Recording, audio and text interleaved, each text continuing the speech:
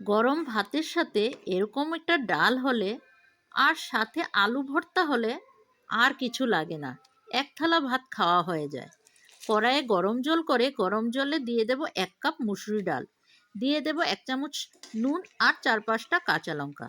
এখন ডালটা ভালো করে সিদ্ধ করে নেব।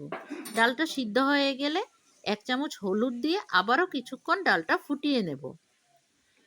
ফুটে গেছে, সাইডে রেখে দেব। এখন কড়াইয়ে তেল দিয়ে শুকনা লঙ্কা আর 5 ফোড়ন দিয়ে দেব। শুকনা লঙ্কাটা লাল করে ভেজে নেব। এরপর দিয়ে দেব 3-4টা কেটে রাখা টমেটো। টমেটোগুলো একটু ভেজে নেব। একটু সময় ভেজে এখন ডালটা ঢেলে দেব।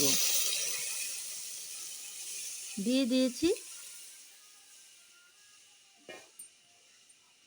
দারুণ হয়েছে দেখতে। এখন আবারও কিছুক্ষণ ডালটা ফুটিয়ে নেব। ফুটে উঠেছে, এখন দিয়ে দেব তেঁতুল। যেহেতু টমেটোর এখন টক না, তাই একটু তেঁতুল দিয়েছি। আর দিয়ে দেব 1 চামচ চিনি।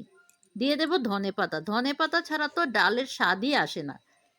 টক টক ঝাল ঝাল মিষ্টি মিষ্টি এই ডালটা খেতে দারুণ লাগে। এবার আবারও কিছুক্ষণ ফুটিয়ে নেব, তারপর নামিয়ে নেব। গরম গরম ভাতের সাথে অসাধারণ লাগে খেতে, আর সাথে যদি আলু ভর্তা হয় আর অমৃতের মতো লাগে। একবার তোমরা এভাবে বানিয়ে খেয়ে দেখবে। তেঁতুলটা দিয়েছি, একটু টক টক লাগবে।